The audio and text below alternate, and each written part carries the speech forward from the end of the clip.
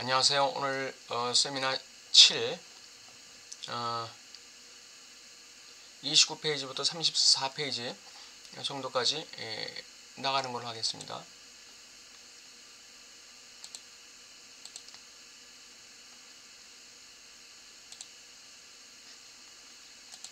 네, 오늘은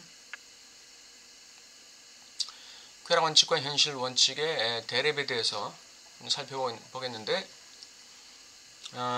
먼저 프로이드의 현실, 자극과 현실의 관계에 대해서 좀 먼저 보겠습니다.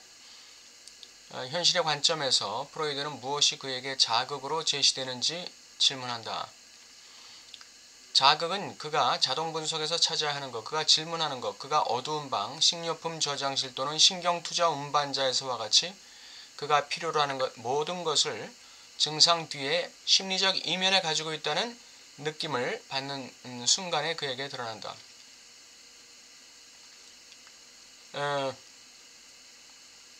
현실적 관점에서 주체가 자기가 필요로 하는 어떤 것 또는 자기가 얻고자 하는 쾌락, 이것이 현실 속에서 자동 분석적으로 자동적으로 찾아야 하는 그런 어떤 필요를 느낄 때, 그러한 증상이 나타날 때, 그 증상이 나타날 때 그 이면에 가지고 있다는 느낌을 뭔가를 받아요. 그 이면에 뭔가 느낌을, 다른 느낌을 받는 거죠. 내가 지금 심리적으로 뭔가를 필요로 해요. 내가 위로를 필요한다든지, 내가 격려를 필요로 한다든지, 용기를 필요로 한다든지, 재미, 즐거움을 필요로 한다든지, 어떤 쾌감을 필요로 한다든지, 내가 필요로 하는 것을 식료품 저장실이라는 것은 심리적 어떤 방에서 우리가 찾을 수 있는 것들이 있다는 것이죠.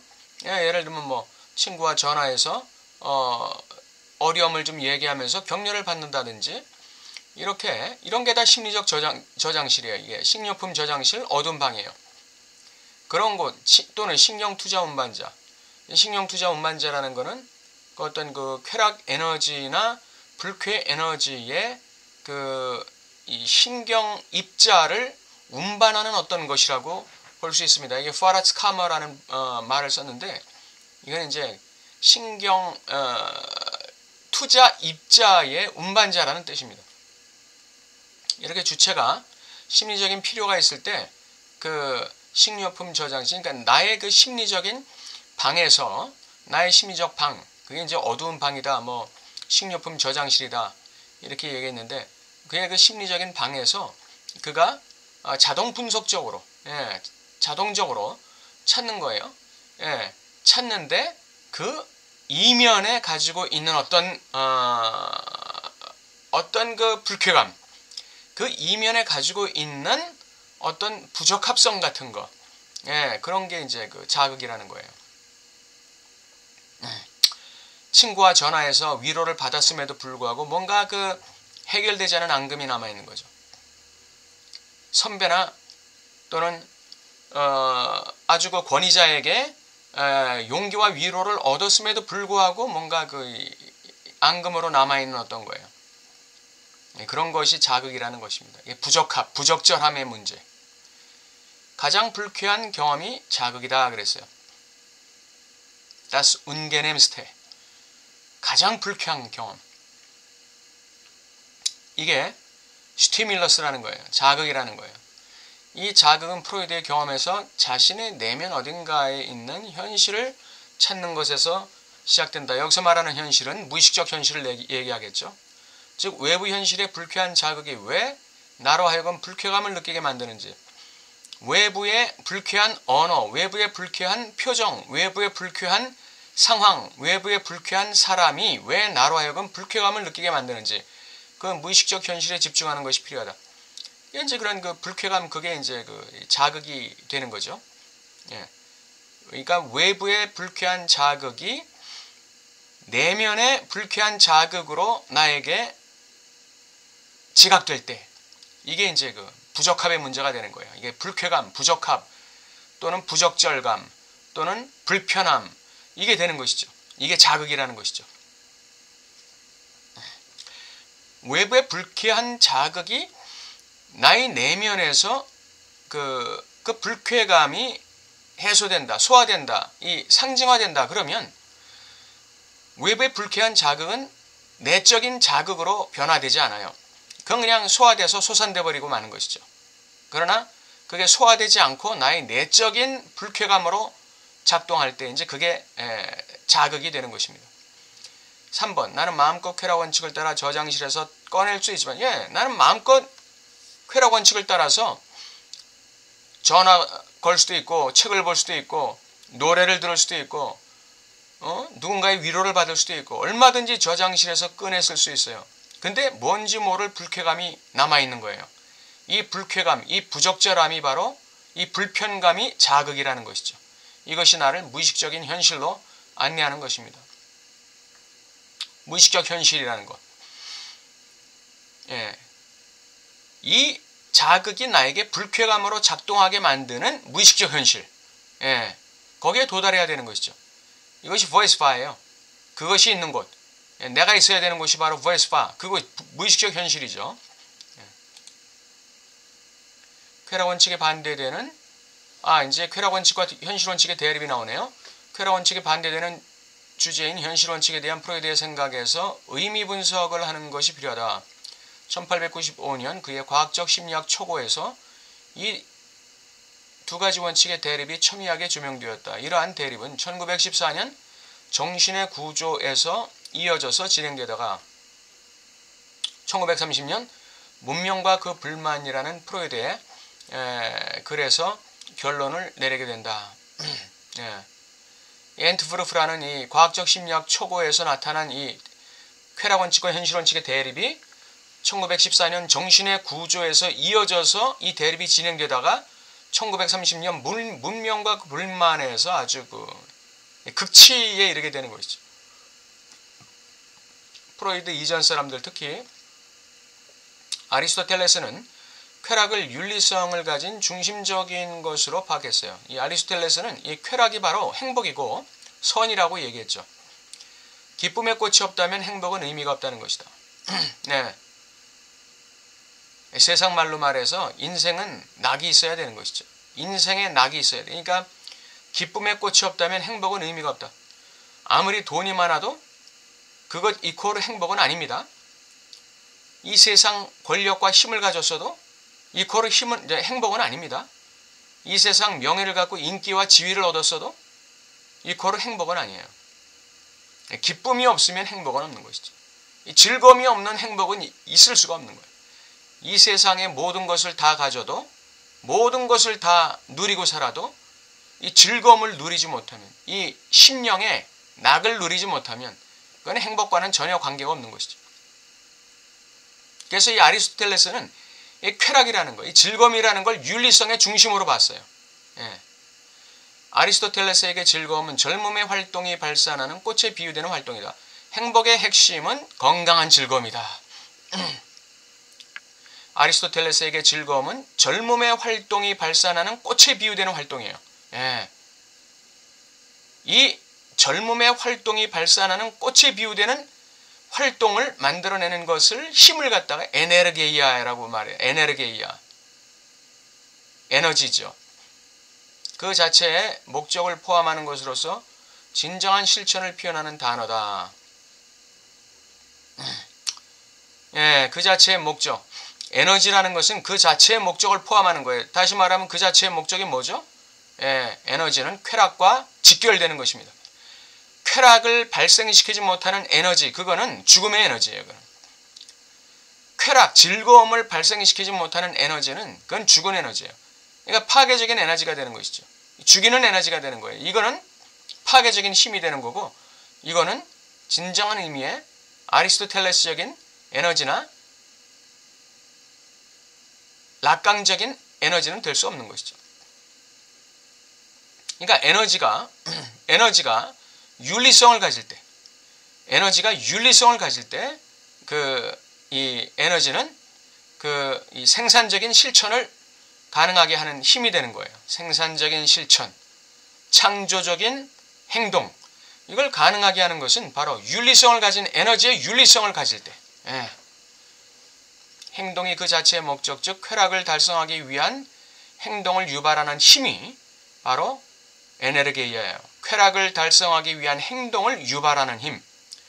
에너지가 넘친다는 것은 쾌락을 만들어내는 능력이 탁월하다는 걸 말한다. 진정한 행복은 소유가 아니라 쾌락을 에서 오는데 그 쾌락은 자체의 행동을 유발하는 에너지를 가지고 있다. 그러니까 행복은 즐거움이 있어야만 오는 것이고 진정한 행복이 되는 것이고 그 즐거움이라는 건 윤리성을 가진 즐거움이어야 행복을 만들어낼 수 있다는 것이죠. 프로이드가 말하는 쾌락 원리는 관성 원리이다. 예, 쾌락 원리. 이것은 계속해서 쾌를 유지하기를 원하는 그 관성의 원리를 가지고 있어요. 관성 원리도 쾌락 원리의 일종이 되는 것이죠. 연장선상이 되는 거예요. 현실 원칙도 쾌락 원칙의 연장선상이듯이 관성 원리도 쾌락 원칙의 연장선상이다. 이렇게 볼 수 있어요. 쾌락 원리의 기능은 쾌락 원리나 쾌락 원칙이나 같은 얘기입니다. 쾌락 원리의 기능은 신경장치에 엄격히 제한되는 미리 형성된 장치에 의존하는 것으로, 그러니까 쾌락 원리라는 건 우리의 원천적인 이 신경 이 시냅스 시스템에 구속되는 것이죠. 신경 장치가 우리에게 쾌냐 불쾌냐를 판가름하는 거잖아요. 예. 그래서 이 쾌락 원리라는 건 신경 장치와 밀접하다는 것이죠. 신경 장치에 의존하는 것으로 제시되는 경향이 있는 과정을 통해 오는 모든 것을 일종의 자동화에 의해 규제되는 것이다. 쾌락 원칙은 자동화되어 있어요. A가 딱 들어오면 이거 쾌다. B가 딱 들어오면 이거 불쾌. C가 딱 들어오면 쾌. D가 딱 들어오면 이거 불쾌. 이렇게 일종의 자동화되어 있는 시스템이에요. 신경장치에 의존하는 경향이 있는 이것으로서 일종의 자동화에 의해 규제되는 것이에요. 어저께 불쾌로 경험됐는데 오늘은 쾌로 경험된다. 이런 건 없는 것이죠. 물론 어저께 불쾌로 경험됐던 것을 주체가 상징화시킨다면 더 이상 불쾌로 경험되지 않겠죠. 그러나 쾌로 경험된다? 거기까지는 글쎄 갈까요?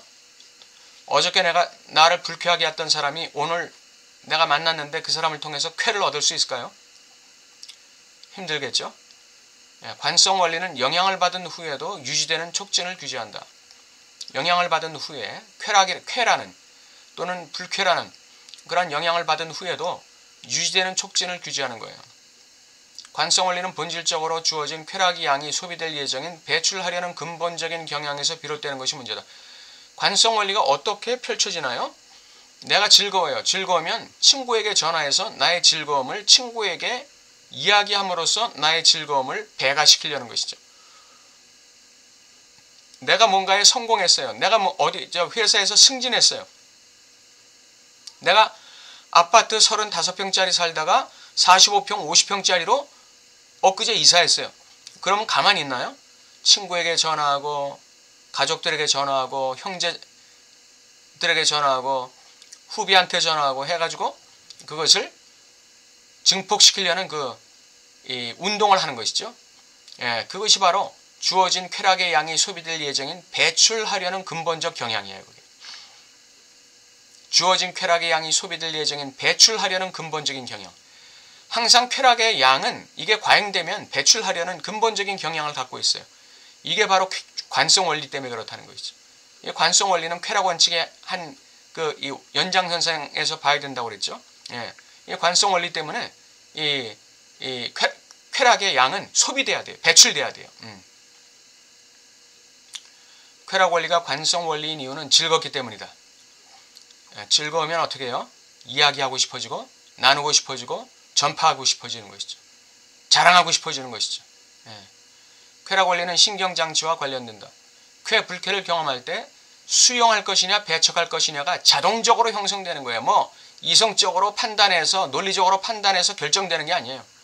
쾌와 불쾌는 그냥 그 순간에 그냥 자동적으로 결정돼서 수용할 것이면 수용하고 배척할 것이면 배척하는 것이죠. 수용된 쾌의 자극은 몸의 영향력을 발휘하여 에너지를 배출하고자 하는 근본적인 경향을 만든다. 쾌 에너지가 축적되고 축적돼서 이게 어떤 나의 어떤 이 근본적인 양을 초과하게 되면 배출하고자 하는 근본적인 경향을 만들어버려요. 이것이 관성 원리예요. 그리고 쾌를 지속적으로 유지하려는 게 그 목적이에요. 관성 원리의 목적은 쾌락을 지속적으로 유지하려는 게 그 목적이다. 이렇게 보면 되겠습니다. 프로이드는 엔트브루프에서 어떤 마음의 법칙에 대한 어떤 타당한 일관성을 도출하려고 했는데, 이것은 마음의 정상적인 기능을 설명하는 문제다. 이렇게 주장했어요. 마음의 법칙, 쾌락 원칙의 법칙, 관성 원리의 법칙, 이런 것이죠. 이런 것에 대한 타당한 일관성을 도출하려고 시도했어요. 예. 그것은 마음의 정상적인 기능을 설명하는 문제라고 주장했다. 이 쾌락 원리라는 것은 마음의 정상적인 기능이라는 거예요. 무슨 병적인 게 아니라, 이러한 마음의 정상성이란 마음의 적합성이나 균형을 포함하는 결과와는 완전히 반대되는 기반을 갖는다. 이건 뭐냐면은 마음의 적합성, 균형, 이 항상성, 이것을 포함하는 결과와는 완전히 반대되는 기반을 갖는다는 것은 이 마음의 법칙에 의해서 이 수용되는 이 쾌락 에너지가 이 주체의 그 적합성이나 마음의 적합성이나 균형을 깨뜨릴 수도 있다는 거예요. 쾌락 에너지가, 쾌락 자극이 너무 많이 주어지면 이 항상성이 깨어진다는 거예요. 이거 어린아이들 이 간지럽힐 때 이 살살 간지럽혀야지, 간지럽히는 정도가 강해지면 아이들이요 굉장히 괴로워해요. 우리 어른들도 마찬가지예요. 간지럽힐 때 그게 정도가 너무 지나치게 되면 그냥 웃다가 그냥 죽을 것 같은 경험을 하는 거예요. 그게 적합성과 마음의 적합성이나 균형이나 항상성이 다 깨져버리는 것이죠. 이 쾌락 원칙이라는 건 그런 것이다, 이 얘기예요. 근데 그게 정상적인 거다, 그거예요. 그 얘기죠. 인간은 마음의 적합성이나 균형만을 유지하면서 살 도리가 없다는 것이죠. 자극에 의해서, 쾌락 자극이나 불쾌 자극에 의해서 항상 마음의 적합성이나 균형은 깨지게 돼 있어요. 마음의 항상성은 깨지게 돼 있는 거예요. 그걸 내가 어떻게, 깨질 때 내가 어떻게 다시금 그 마음의 정상성을 회복하느냐, 그것이 바로 쾌락 원리가 관성 원리를 통해서 쾌 에너지를 배출하고 또 불쾌 에너지도 배출하고, 이렇게 함으로써 마음의 정상성을 회복하려는 심리적인 운동을 하게 되는 거예요. 심리적인 운동.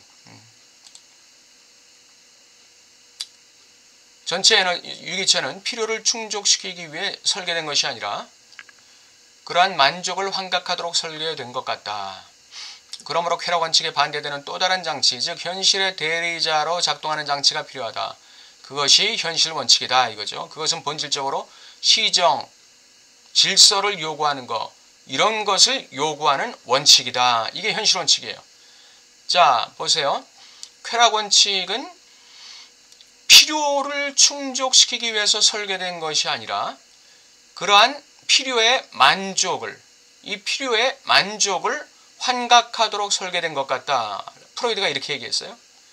그렇다면 쾌락 원칙이라는 것은 실제적으로 나를, 그 주체의 그 필요를 만족시키는 자극이 쾌자극으로 나에게 당도했기 때문이라기보다는 그 자극을 통해서 내가 만족한다고 환각하는 것, 환상하는 것, 이렇게 해서 쾌락을 누리도록 그 쾌락 원칙이 설계됐다, 이렇게 설명하는 거죠.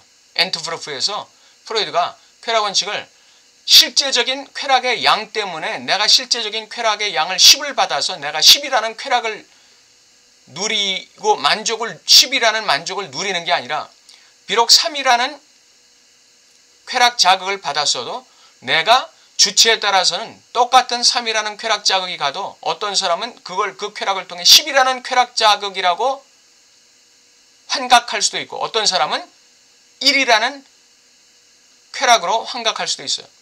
부모가 아이에게 똑같이 2개씩 나눠줬는데 어떤 아이는 만족하고 어떤 아이는 불만족하는 것이죠.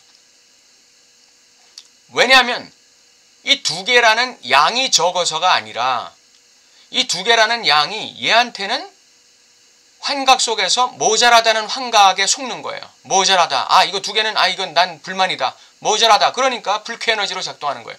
근데 다른 아이는 부모가 똑같이 2개를 줬는데 그 2개라는 그 숫자가 얘한테는 만족이라는 그 환각을 작동시킨 것이죠. 네.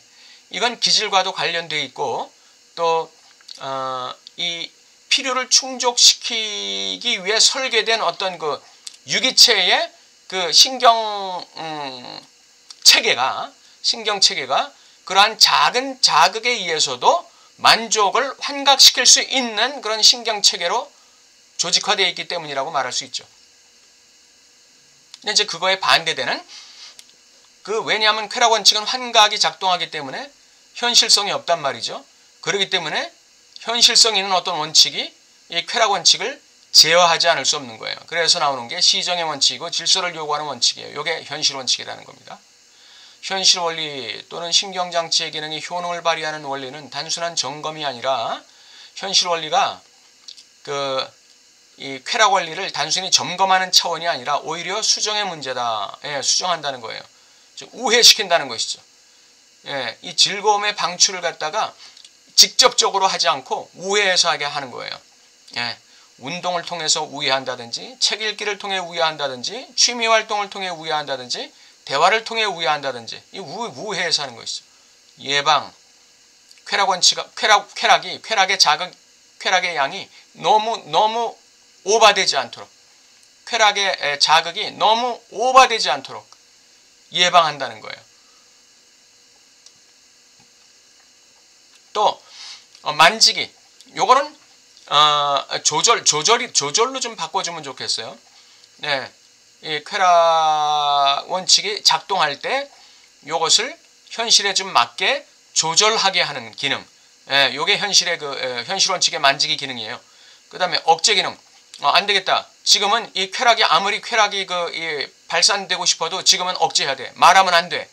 이 말을 듣고 굉장히 불쾌해할 사람이 있어요. 지금은 말하면 안 돼. 억제시키는 거예요. 예. 이것은 심령장치의 자연스러운 경향으로 보이는 것, 즉 쾌락을 수정하고 보상하며 근본적으로 반대한다. 이렇게 되어 있습니다. 꽤 쾌락 원칙과 현실 원칙의 대립이에요. 비록 현실 원칙이 쾌락 원칙의 연장선상에 있다 할지라도 이렇게 쾌락 원칙을 수정 보완하면서 현실에 적절하게 쾌락을 조절할 수 있게 만드는 것이죠. 프로이드 이전에는 그 누구도 유기체를 급진적 부적합의 형태로 설명하지 못했다. 유기체는 항상 부적합의 문제를 안고 있는 거예요. 시스템의 이중성이 시스템 중 하나의 급진적 부적합을 극복하도록 설계되는 지점을 설명하지 못했다. 즉 쾌락 원칙에 내재하는 근본적 부적합의 문제, 이 환각의 문제, 그 다음 극도의 낙관주의의 문제, 그 다음 부절제의 문제. 예. 이런 그 쾌락 원칙에 내재하는 이 근본적인 부적합의 문제, 이것을 이 유기체는 이것을 해결하지 못하는 거예요. 그리고 이를 해결하기 위한 현실 원칙과의 갈등을 생각하지 못했어요. 프로이드 이전에는 이런 유기체의 부적합의 문제를 해결하기 위한 어떤 방법을 고안해내지 못한 거예요. 예. 현실 원칙을, 쾌락 원칙을 수정하고 보완하며 반대할 수 있는 어떤 유기체의 어떤 또 다른 하나의 이 기능을 갖다가 생각해내지 못한 거예요. 그런데 프로이드가 바로 이 기능을 갖다가 발견해낸 것이죠. 엔트워르프에서 쾌락 원칙에 내재하는 근본적 부적합의 문제. 요 부적합으로 말미암아 야기되는 이 쾌락의 오버, 이 불쾌 에너지의 오버하는 문제, 이 오버하는 이 넘치는 문제, 넘치게 발산되는 문제, 이걸 갖다가 해결하는 하나의 원칙을 구조화시킨 것이죠. 이게 현실 원칙이에요. 프로이드의 쾌락 원칙에서 양의 그러한 중요성을 부여하는 정당성이 헬머홀츠나 브리케의 기계론적 아이디어와의 차이다. 쾌락 원칙의 양의 그러한 중요성을 부여했죠. 왜? 과잉이 있기 때문에. 쾌락 원칙에 과잉이 있기 때문에. 이 불쾌의 과잉이 있기 때문에 이것이 부적합이란 말이에요. 쾌락이 과잉이 돼도 부적합이고 불쾌가 과잉이 되는 건 말할 것도 없이 부적합이고 이러한 과잉, 양의 과잉의 문제, 예. 이 과잉의 중요성을 부여하는 정당성이 헤르몰츠나 브리케하고는 다르다 이거죠. 증상 수준에서 그에게 돌이킬 수 없는 성격을 가진 장애물, 즉 불쾌의 문제, 이 부적합의 문제, 이 불쾌 혹은 부적합을 제시한 관성의 경험에 해당된다. 예, 그 양을 갖다가 이 불쾌, 적합, 부적합의 양을 갖다가 이 해결하는 이 관성의 경험. 예, 예. 이 관성은 우리가 경험하는 부적합을 넘어 쾌를 지속시키려는 경향을 말한다. 이 지점에서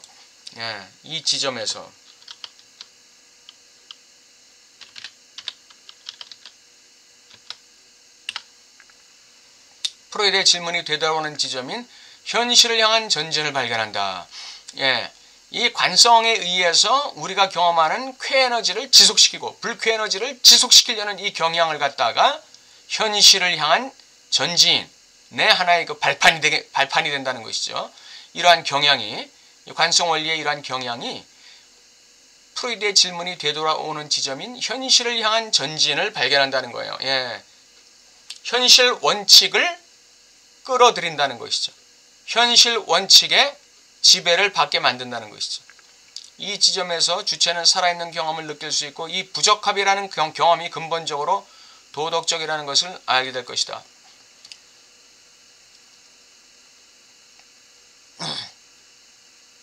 왜 도덕적이어야 되나요? 현실 원칙의 지배를 받는 거기 때문에 도덕적이라고 느낄 수밖에 없는 거예요. 이 부적합이 현실 원칙에 맞게 지속되려면 이 부적합의 문제, 이 쾌락의 과잉의 문제, 이 불쾌의 과잉의 문제가 다 부적합인데 이것이 지속되는 경향을 유지하려면 현실 원칙에 맞는 도덕적인 성향을 띄어야 돼요. 도덕적인 성향. 그리고 이 도덕적이라는 이 개념은 더 나아가서 현실 원칙을 뛰어넘는, 현실 원칙을 초월하는, 현실 원칙을 넘어서서 그 극단적인 도덕성으로 가는, 예, 거기까지 가게 되는 거예요. 예, 거기까지 가게 되는 거예요. 그러니까 아무도 그 극단적인 도덕성에 대해서 그거 비도덕적이야라고 말할 수 없는, 도덕적인 동시에 현실 원칙에 맞는 동시에 현실 원칙을 넘어서는, 거기까지 가게 만드는 게 바로 뭐냐? 이 부적합이라는 거예요. 이 부적합이 갖고 있는 속성이 바로 그거죠. 현실 원칙이 너무 빨리 해제되면 이동은 단순히 욕망사고에 의해 발생된다. 현실 원칙이 너무 빨리 해제돼 버리면 그 다음에는 뭐가 되느냐? 그 쾌락 원칙의 욕망이, 쾌락의 분유시게당케, 예, 그 욕망사고, 이것이 그냥 그 제재 없이 그냥 확 발사돼 버리는 거예요. 예. 그러니까 현실 원칙이 쾌락 원칙을 적절하게 발사할 수 있도록 끝까지 책임져 줘야 돼요. 이 현실 원칙이.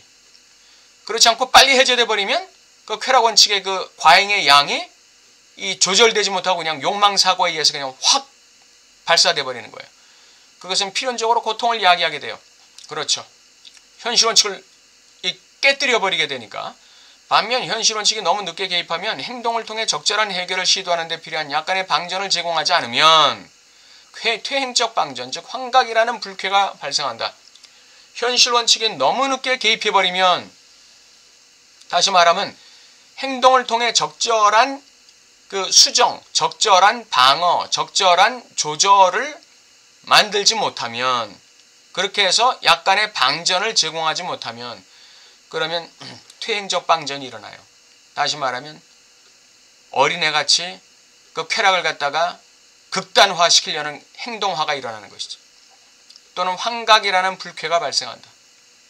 환각이라는 불쾌가 발생한다. 퇴행적 방전이란 말은 이해 가시죠? 현실 원칙이 너무 늦게 개입해버리면 주체는 그 쾌락 에너지의 방전이 없기 때문에 그 퇴행적 방전이 일어나는 거예요. 승화적 방전이 일어나야 되는데 퇴행적 방전이 일어나 버려요. 도덕적 방전이 일어나 버려야 되는데 비윤리적인 방전이 일어나 버리는 거죠. 굉장히 안 좋은 거죠. 환각이라는 불쾌가 발생한다. 환각까지도 일어날 수 있어요. 환각까지도 일어날 수 있어요. 이게 이제 불쾌로 작동하게 되는 것이죠. 오늘 세미나 7 29페이지에서 33페이지까지 오늘 나갔어요. 오늘 쾌락원칙과 현실원칙의 대리, 쾌락원칙의 속성, 현실원칙의 기능 이런 것에 대해서 살펴봤습니다. 다음 주에 또 뵙기로 하겠습니다. 감사합니다.